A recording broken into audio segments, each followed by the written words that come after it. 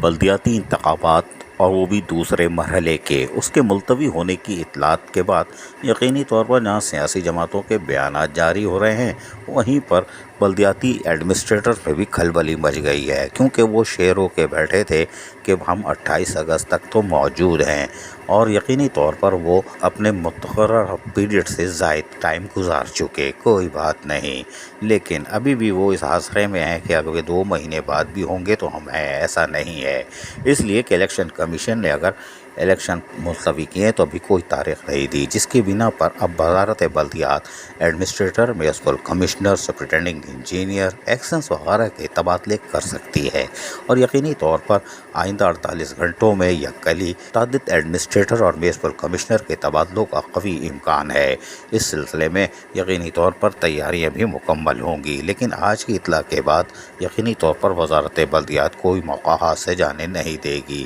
اور یقینی طور پر وہ علاقے یعنی کہ بلدیہ کورنگی ہو، بلدیہ کیماڑی ہو اور بلدیہ جنوبی ہو اور دیگر ڈی ایم سیز ہو، بلدیہ ملیر ہو، وہاں پر بھی یقینی طور پر افسران چاہ رہے ہوں گے کہ اب تبدیلی کا عمل شروع ہو جائے، اور یقینی طور پر تبدیلی کا عمل شروع ہونے جا رہا ہے۔ ذرائع کے مطابق وزارت بلدیات نے الیکشن ملتوی ہونے کے بعد اور نئی تاریخ کا اعلان نہ ہونے پر یقینی طور پر اب administrator, municipal commissioner, superintending engineer اور ایکسین کے تبادلے کرنے کا عمل شروع کر دیا ہے۔ ذرائع کے مطابق آئندہ 48 گھنٹوں میں اس کو مکمل کر لیا جائے گا، تاکہ پھر بعد میں دیکھی جائے گی، کیونکہ یہ اپنا ٹائم ایکسٹرا لے چکے اور بغیر رینیول کے بھی کچھ چل رہے ہیں، لیکن ان کی کارکردگی کیا تھی وہ اس کو دیکھنے کی ضرورت ہے۔ جی ہاں، کہ ان کے دور میں ریکوری کدھر گئی، ان کے دور میں ملازمین کی چیخیں کیوں آئی، ان کو بھیجا تھا ادارے کی بہتری کے لیے، ادارے میں کتنی لائبلٹیز چھوڑ کے آ رہے ہیں، اس طرف دیکھنے کی ضرورت ہے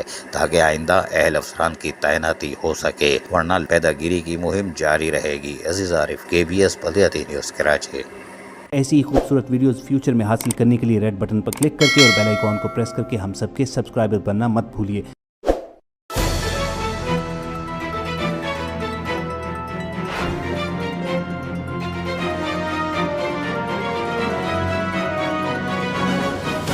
KBS بلدیات نیوز۔